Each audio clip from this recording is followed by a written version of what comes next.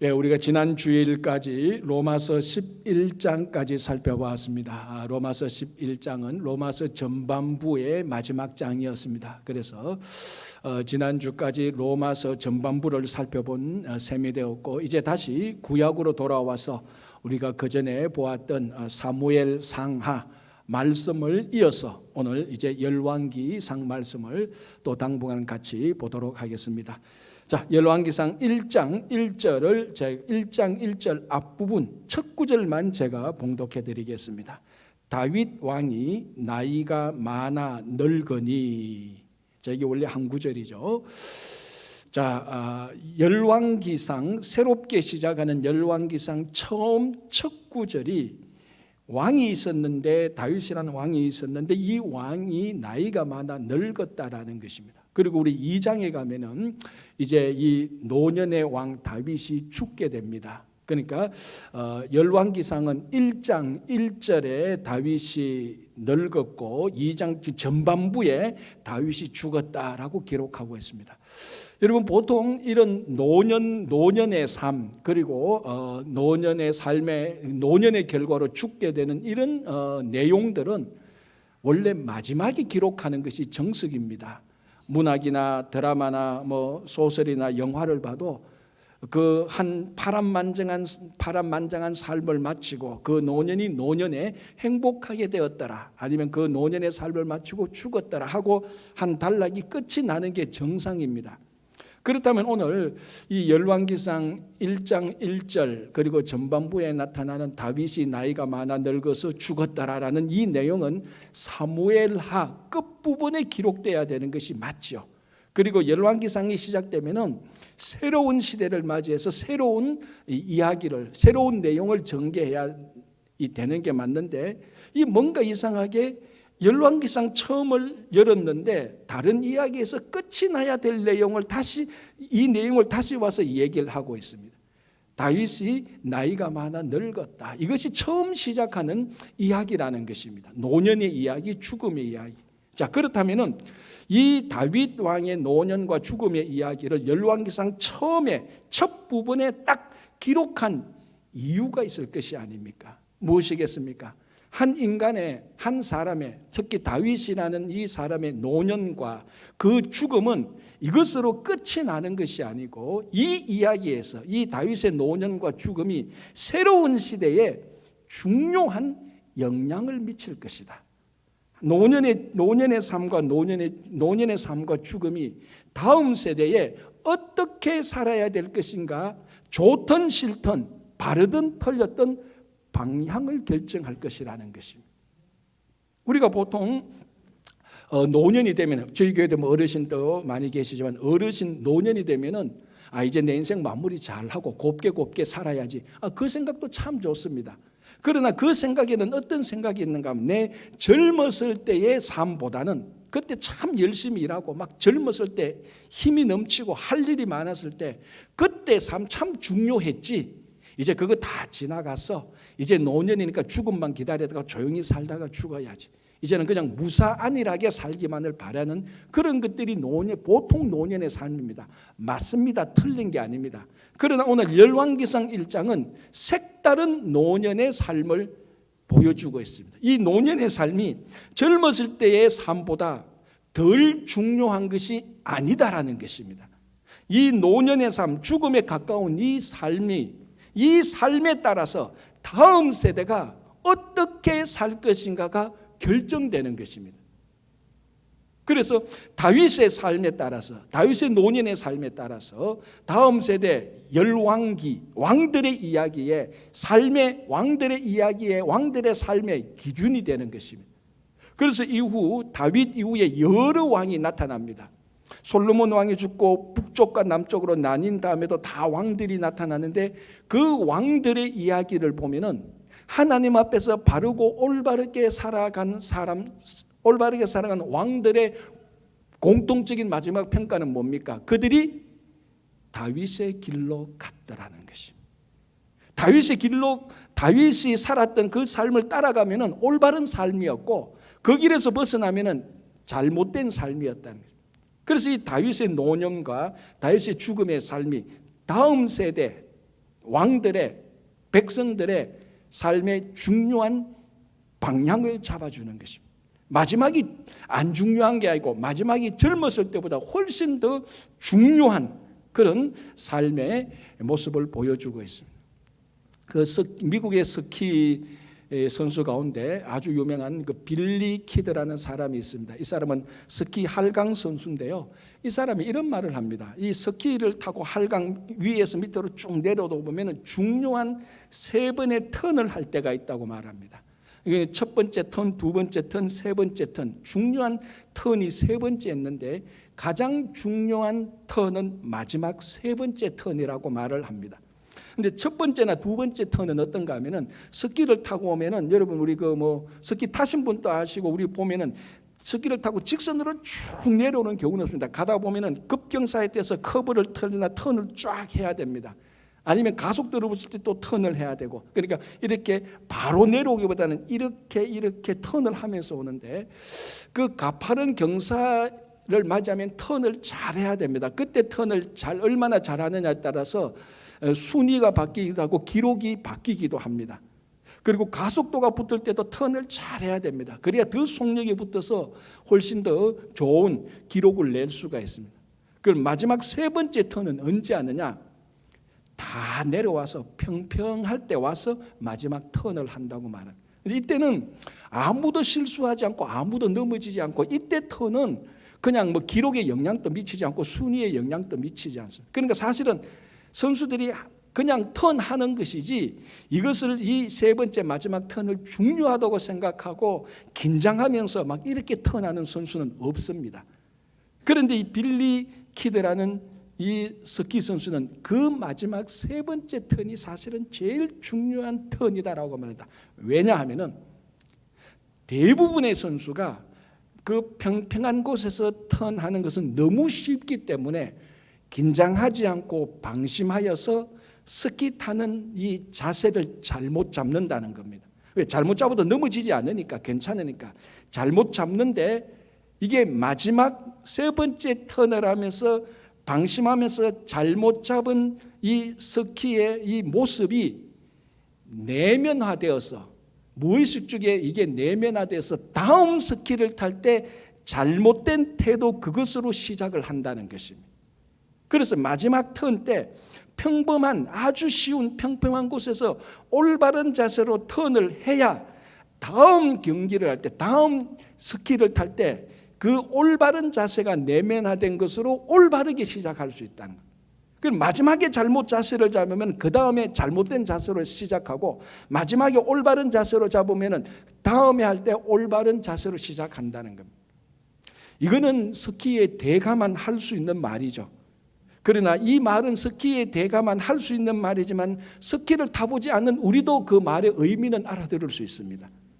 무슨 말인지 알겠죠? 마지막을 잘해야 마지막에 있었던 그것이 그 다음에 그대로 연결이 된다는 것이 마지막이 제일 중요한 것이죠. 마지막이기 때문에 제일 중요한 것이고 마지막이 다음 시작의 방향을 잡기 때문에 중요하다는 것입니다.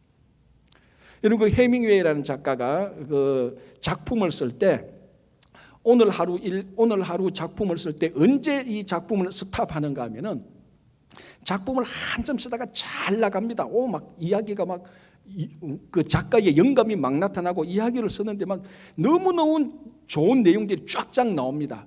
보통 작가들은 이 내용을 그대로 이어서 밤새도록 새벽에 맞도록 그 내용을 다 단락을 짓습니다. 보통 그렇게 하죠, 그죠? 우리도 그렇잖아요. 공부 막 할 때 공부 잘 되면 계속해서 합니다. 그런데 해밍웨이는 작품을 쓸 때 잘 나갈 때 중간에서 딱 잘라보고 그냥 오늘 하루 일과를 거기서 스탑한답니다. 왜? 그래야 내일 작품을 쓸 때 가장 잘 나가는 작품을 쓰는 그 자세, 그 기분, 그 영감으로 내일 작품을 다시 시작할 수 있기 때문이라는 것입니다. 똑같은 이야기죠. 해밍웨이 이야기나 빌리 키드 얘기나 오늘 열왕기상 처음에 다윗의 노년 이야기하는 거나 똑같은 맥락입니다. 무슨 말입니까? 마지막은 끝이 아니고 마지막은 다음 세대를 결정짓기 때문에 마지막에 정말로 잘해야 된다는 것이. 그래서 노년의 삶, 죽음이 가까우면 가까울수록 훨씬 더 과거에 잘 나갔던 삶보다 훨씬 더 중요한 것입니다. 그래서 모든 어르신들, 자, 사실 이건 어르신들 아닌가, 우리 젊은 사람도 똑같습니다. 젊은 사람도 오늘보다는 내일이 더 노년이고 내일보다는 모레가 더 노년입니다. 오늘보다는 내일이, 내일보다는 모레가 훨씬 더 죽음에 가깝기 때문에 더 중요합니다. 그래서 오늘 이 다윗의 노년, 이 다윗의 노년의 삶이 훨씬 더 다음 왕들에 있어서 중요한 영향을 미친다는 것을 보여주는데, 자, 그렇다면 다윗의 노년이 어땠는가 한번 보겠습니다. 1장 1절에서 4절까지 아주 단순한 내용 한 가지를 말합니다. 내용은 이렇게 되죠. 다윗이 나이가 많아 늙었다. 그리고 체력이 다 떨어졌다. 힘이 없다. 당연하죠. 늙으니까 체력은 다 떨어지는 것입니다. 그래서 주석가들이 이때 다윗의 나이를 사무엘 상하를 보고 추정하건대 70살 정도가 되었다라고 말을 합니다. 70살 되니까 다윗의 체력이 떨어지고 국정도 정상적으로 막 활발하게 할 수가 없었습니다. 그러니까 또 오늘 본문을 보면 그만큼 체력이 떨어진데 얼마나 많이 떨어지는가 하면 자기 몸이 늘 추운 겁니다. 막 여름이 와도 막 어슬어슬하고 뭐 초가 얼마 되어도 너무 춥고 몸이 따뜻하지 못하니까 신하들이 보고, 야, 우리 왕이 체력이 떨어졌다. 어떻게 하면 좋겠냐? 요즘 같으면 어떻게 합니까? 비타민 막 먹고 뭐 보약 먹고 하면은 그때는 나타납니다. 운동도 하고, 그죠? 그런데 이 당시 뭐 그런 거 없지 않습니까? 민간요법, 우리가 보기에는 민간요법인데 뭐 자기들은 가장 과학적인 방법이라고 생각을 했겠죠. 이제 그 당시 하는 방법이 뭔가 하면은 이제 다윗 왕에게 젊은 여자를 선택해서 젊은 여자가 다윗을 잘 돌보도록 하자. 그리고 몸도 따뜻하게 하자. 그리고 이 돌봄에 잠자리까지 돌보는 것까지 다 포함되어 있습니다. 그래서 신하들이 여기에 합당한 젊은 여인 하나를 구해서 오는데 수넴에 있는 아비삭이라는 여인을 데리고 옵니다. 그래서 수넴을 보면은 전통적으로 거기 아름다운 미인이 많았다고 합니다. 그래서 수넴에 있는 아비삭을 데리고 와서 이 아비삭에게 다윗을 맡깁니다. 그러니까 어찌 보면 후궁으로 간택된 거하고 마찬가지입니다. 젊은 여인 이 아비삭이 다윗을 계속해서 돌봅니다. 돌보고 몸도 따뜻하게 하고 뭐 음식도 잘 지어주고 이렇게 했겠죠. 자, 이제 여기에 대한 결론적인 구절이 1장 4절인데요. 제가 읽어드릴게요. 이 처녀는 심히 아름다워 그가 왕을 받들어 시중 들었으나 왕이 잠자리는 같이 하지 아니하였더라. 자, 여기서 잠자리를 같이 아니했다는 말에 직접적인 의미는 성적 관계를 하지 않았다는 것입니다. 자, 젊은 여인 아비삭이 다윗의 몸을 따뜻하게 해야 됩니다. 그럼 같이 한 이불을 덮어야 됩니다. 그럼에도 불구하고 다윗은 성적인 관계를 가지지 않았다고 말을 합니다. 자, 이것이 무슨 의미인가? 자, 먼저 여기서 젊은 여인 아비삭이 어떤 사람이라고요? 심히 아름다워라고 말은 굉장히 미인이었습니다. 아름다웠습니다. 자, 다윗과의 관계에서 다윗의 인생에서 지금까지 아비삭 외에 심히 아름다운 사람이 있었습니까? 있었지요. 누구였습니까? 자, 사무엘하 11장 2절 제가 읽어드릴게요. 저녁 때에 다윗이 그의 침상에서 일어나 왕궁 옥상에서 거닐다가 그곳에서 보니 한 여인이 목욕을 하는데 심히 아름다워 보이는지라. 여기 심히 아름다워라는 히브리어가 똑같이 씁니다. 11장 2절에 다윗이 젊은 날에 다윗이 보았을 때 한 여인이 목욕하는 것을 보았는데 심히 아름다운 여인 누굽니까? 우리아의 아내 밧세바 솔로몬의 어머니였죠. 심히 아름다운 여인인데 이만큼 이 똑같은 단어를 젊은 여인 아비삭이 심히 아름다웠다고 말을 합니다. 자, 우리아의 아내와 이 다윗과의 관계 젊었을 때 우리가 너무 잘 알지 않습니까? 우리가 다윗 그러면은 위대한 왕이지만 다윗의 잘못이 무엇입니까? 라고 말하면은 제일 먼저 떠오르는 게 그 우리아의 아내와 그 스캔들 일으킨 거, 불륜 일으킨 거, 그걸 말할 정도로 다윗의 젊은 날의 삶에서 씻을 수 없는, 기억을 없앨 수 없는 일이 심히 아름다웠던 여인 우리아의 아내와의 관계에 있었던 불륜 스캔들이었어.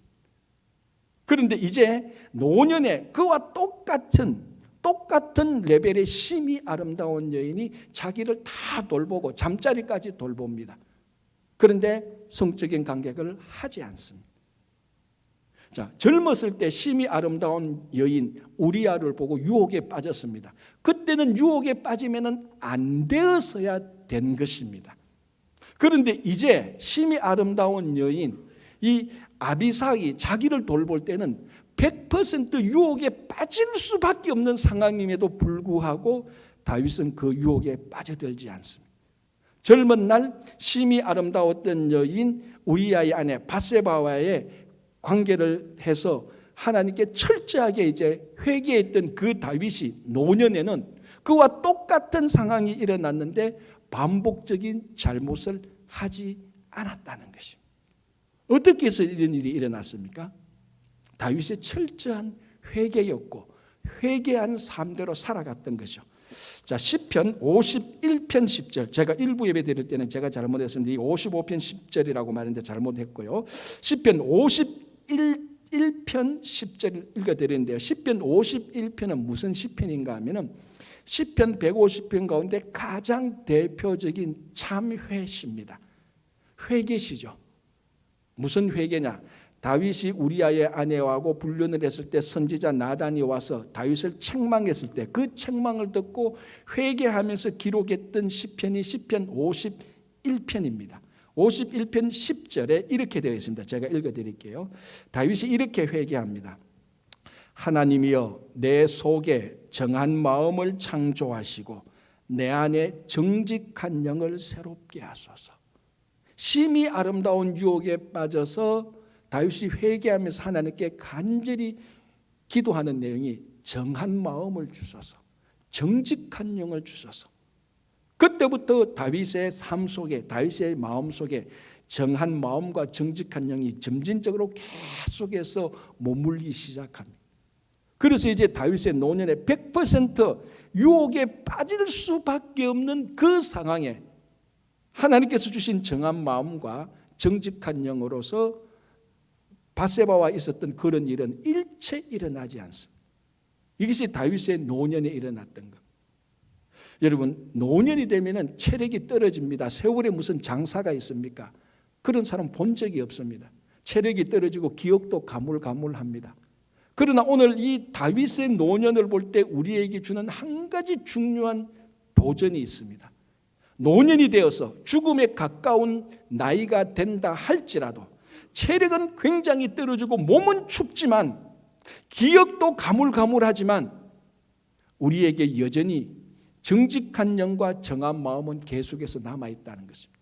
오히려 젊었을 때보다 훨씬 더 경건해지고 젊었을 때보다 훨씬 더 영적으로 성숙하고 분별함이 있다는 것을 알 수 있습니다. 그래서 여러분들의 나이가 더 많이 들수록, 노년이 들수록 체력이 떨어진다고 해서 기억이 가물가물한다고 해서 우리 속에 있는 정한 마음과 정직한 영조차도 희미해지고 사라지는 것은 아니라는 것입니다.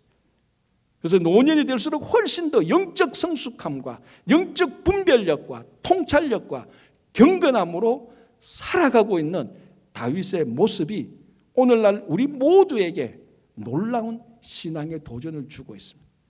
그래서 체력이 떨어진다고 해서 신앙이 떨어지는 건 절대로 아닙니다. 깜빡깜빡 잊어버린다고 해서 영적 분별력이 떨어지는 건 절대로 아닙니다.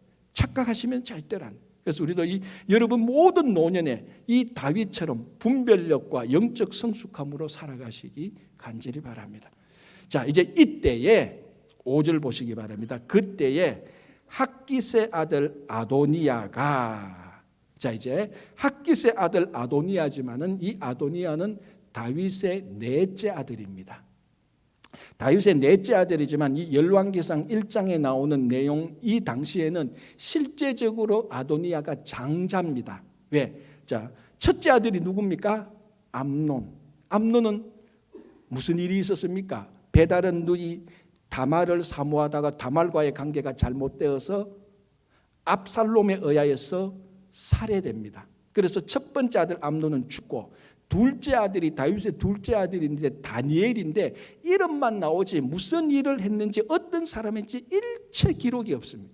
그래서 대부분의 주석가들이 둘째 아들 다니엘이 있었는데 일찍이 죽었을 것이라고 추정을 합니다. 안 죽었다 그래도 의미 없습니다. 이 사람 어디 간지 모르니까.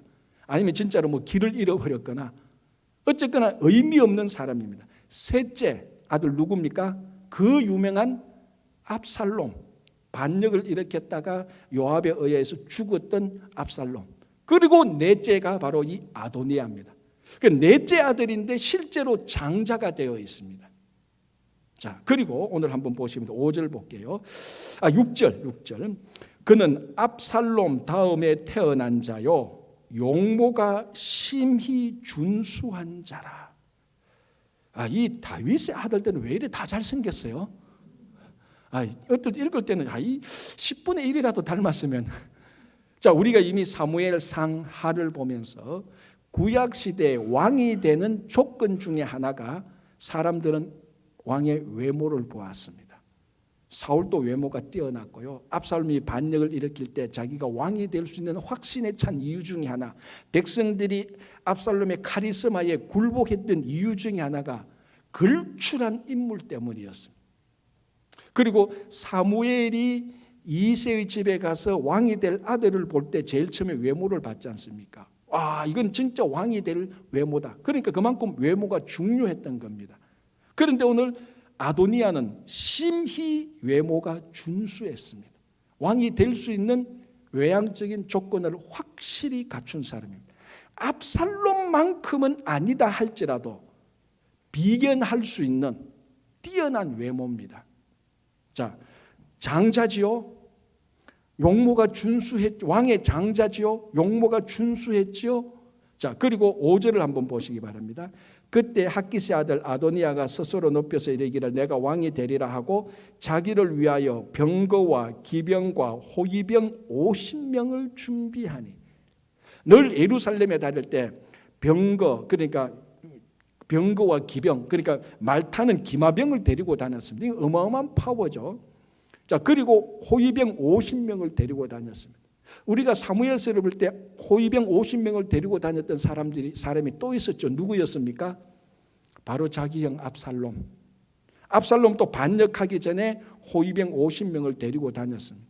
그래서 어떤 학자는 말하기를 아마 이 당시에 호위병 50명을 데리고 다녔다는 것은 내가 그 다음에 후계자다, 내가 그 다음에 왕이다 되는 어떤 제도적인 이게 어떤 장치였을 수도 있었다라고 말할 정도까지 호위병 50명을 데리고 다니면 예루살렘의 백성들은 이분이 그 다음에 왕이 되겠구나라고 자기들이 스스로 암묵적으로 동의한 모습입니다. 자, 아도니아는 이미 왕이 된 거하고 마찬가지입니다. 그래서 자기 스스로가 높여서 말합니다. 공공연하게 다닙니다. 내가 다윗 왕의 장자요. 말도 했겠죠. 내 외모를 보라. 왕이 될 관상이 아니냐? 그렇게 했을 수도 있겠죠. 그리고 50명을 데리고 다니는데 아무도 호위병 50명을 데리고 다니는데 제재를 하지 못합니다. 사람들은 어떻게 생각합니까? 다윗이 허락했구나. 그러면은 아도니아가 왕이구나.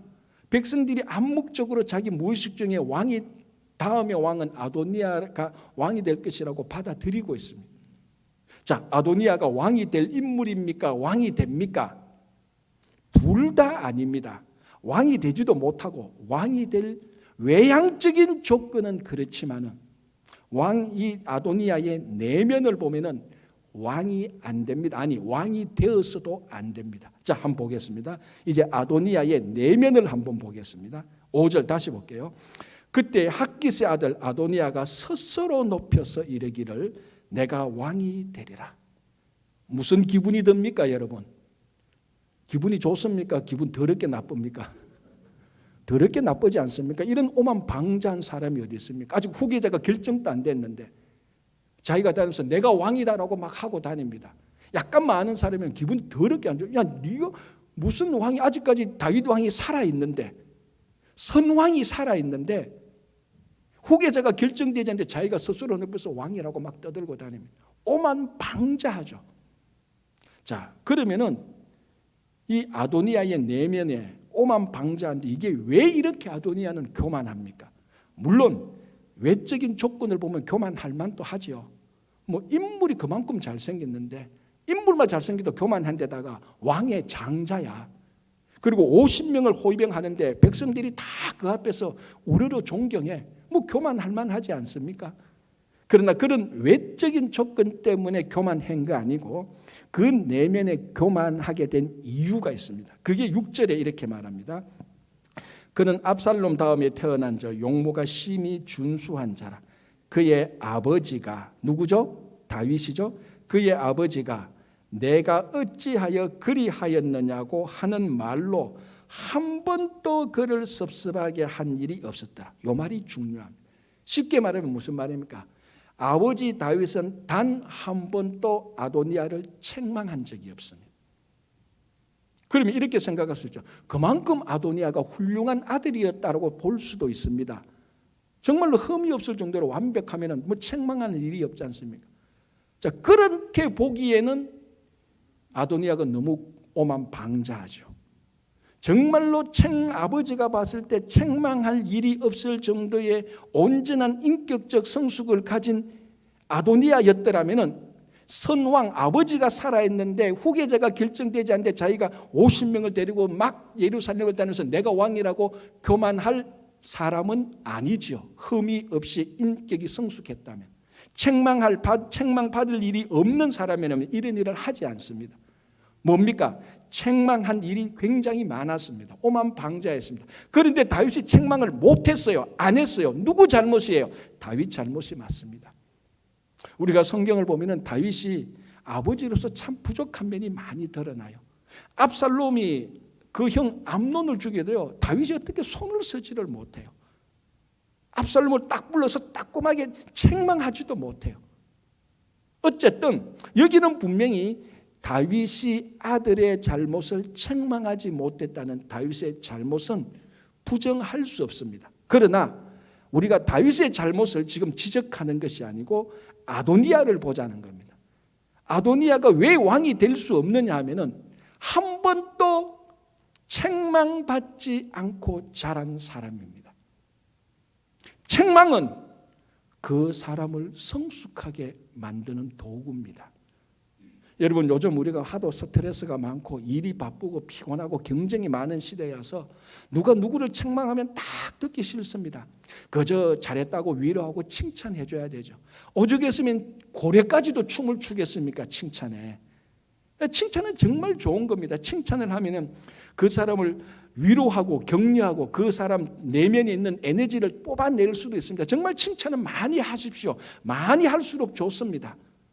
그러나 칭찬을 많이 한다고 해서 책망은 해서는 안 된다는 말이 절대로 아닙니다. 칭찬만큼 책망이 중요합니다. 그런데 칭찬과 책망의 차이가 뭔 줄 아십니까?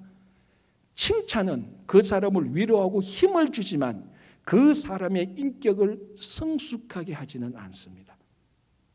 내가 잘못했을 때 책망을 내가 받고 그 책망을 받아들이고 소화했을 때 인격이 성숙해지는 거죠. 그래서 아도니아는 책망받지 않았기 때문에 인격이 미성숙합니다. 그러니까 오만방자한 것이죠. 자, 또 하나.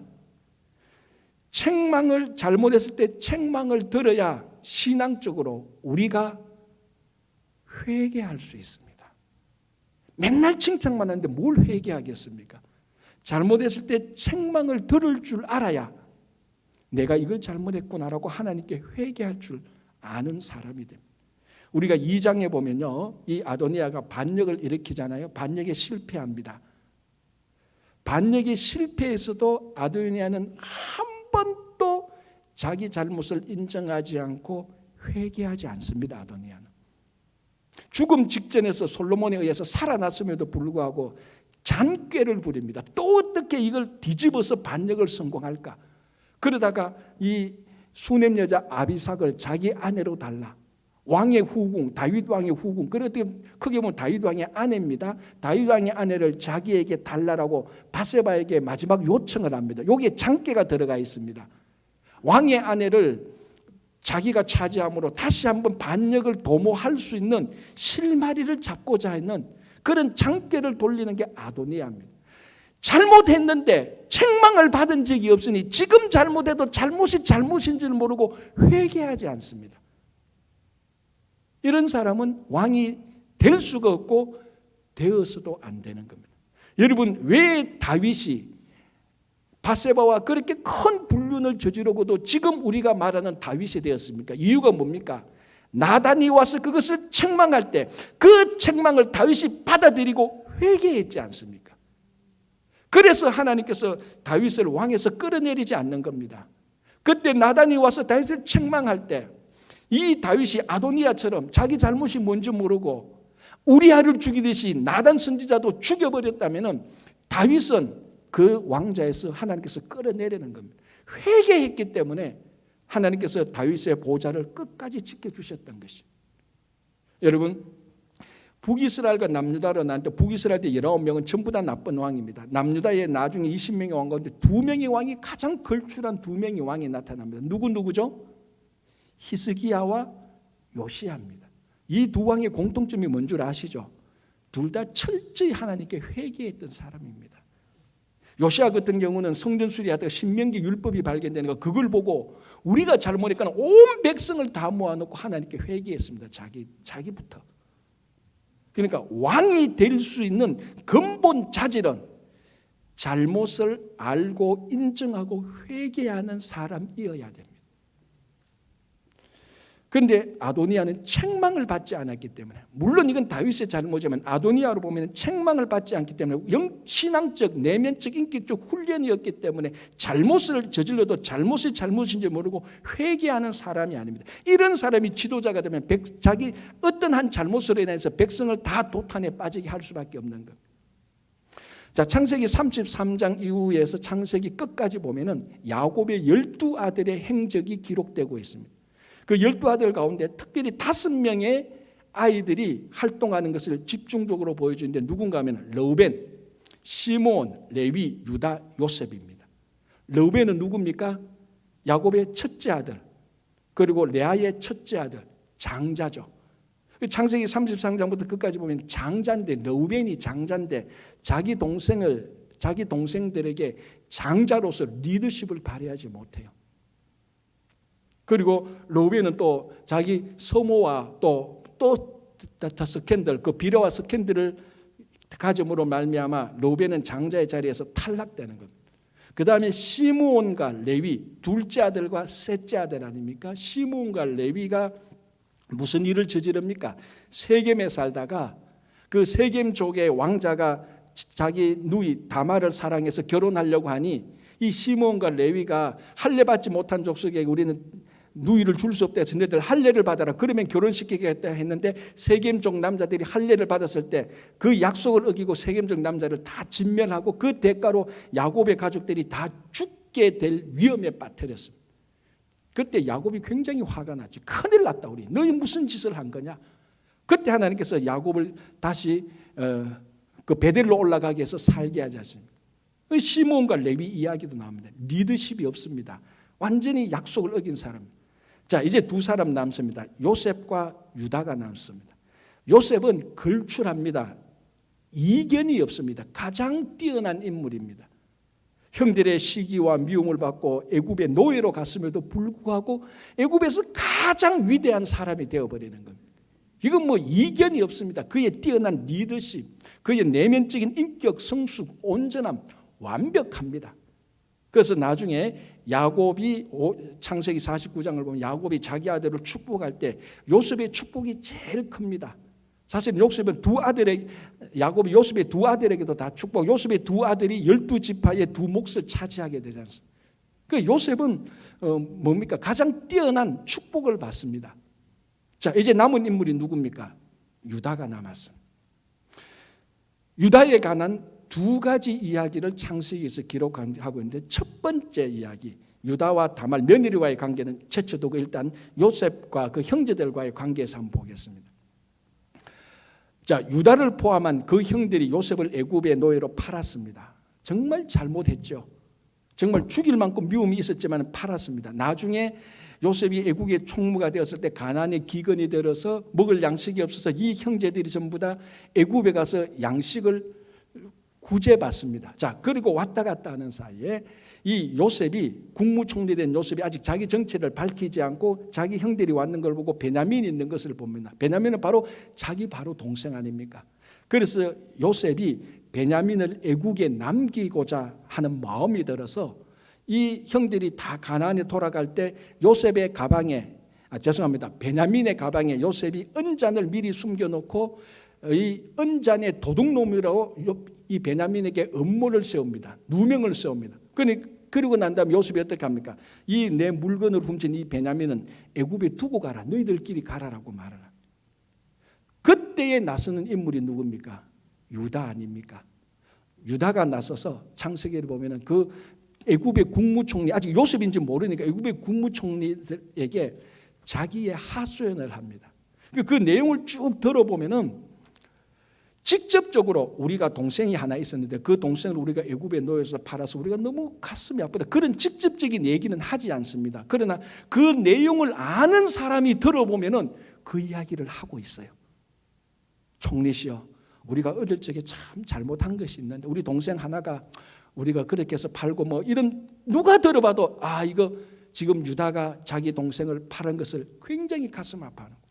그러면서 말을 뭐라고 말하는 거면 바로 우리가 그 동생을 어떻게 했기 때문에 이 베냐민이 이 아이가 바로 그 동생인데 우리 아버지가 우리가 잘못했던 그 형 그러니까 요셉이 너무 사랑했는데 그 요셉을 우리가 잃게 했는데 베냐민까지 우리가 가나안에 데리고 가지 않으면 우리 아버지는 죽습니다. 우리도 그렇게는 할 수 없습니다. 베냐민을 돌려보내 주십시오. 대신 뭐라고 말합니까? 내 목숨을 담보로 내가 여기 남겠습니다. 내가 도둑놈이라고 인정하고 나를 여기 남겨주십시오. 이 유다가 자기 잘못을 반성하고 회개하는 그 표시로 자기 목숨을 진짜로 애굽의 총리에게 내어놓습니다. 자, 중요한 것은 요셉이 자기 정체를 감추었다가 이 이야기를 듣고 감동을 받고 자기 형제들한테 정체를 드립니다. 형제들이여, 내가 바로 요셉입니다. 왜 요셉이 이때 감동받습니까? 유다의 얘기를 들으니 진짜로 형들이 회개했구나라는 것을 요셉이 딱 알아듣습니다. 진짜 회개했구나. 그 유다의 잘한 점이 뭡니까? 회개할 줄 아는 사람이었어요. 유다는. 그래서 요람 하존이라는 유명한 유대인 학자가 그 이야기를 말하면서 유다는 요셉보다 어떤 형제보다 가장 뛰어난 것은 잘못을 인정하고 회개할 줄 아는 사람이라고 말합니다. 자, 창세기 38장에 무슨 내용이 있습니까? 유다하고 다말이 누굽니까? 유다의 며느리 아닙니까? 이 둘 간에 또 불륜이 생겨요. 그런데 나중에 유다는 자기가 스캔들을 가졌던 여인이 자기 며느리인지 모르고 자기 며느리 다말이 스캔들을 가졌다는 사실을 알고 며느리를 책망합니다. 너 무슨 이런 게 하느냐 하니까 며느리가 뭐라 말합니까? 나와 관계를 가졌던 사람이 바로 이 도장의 주인입니다라고 말하니 자기 도장이잖아. 그 유다가 뭐라고 말합니까? 내가 잘못했다. 너 잘못 없다. 참 우리말로 네 이야기 들으니 내가 너무 부끄럽구나. 미안하다. 너 갈 길 가. 이렇게 유다에 대한 두 가지 이야기인데요. 전부 다 잘못을 인정하고 회개하는 내용이에요. 그래서 요람 하존이라는 사람이 뭐라고 말한가 하면 왕이라는 인물은 잘못을 알고 회개할 줄 알아야 국민들, 백성들 전체를 도탄에 빠지게 하지 않는다라고 말합니다. 그래서 야곱이 유다에게 주는 축복을 보면요. 그 당시 현실적인 축복은 요셉하고 비교할 수 없을 정도로 초라합니다. 요셉은 뛰어난데요.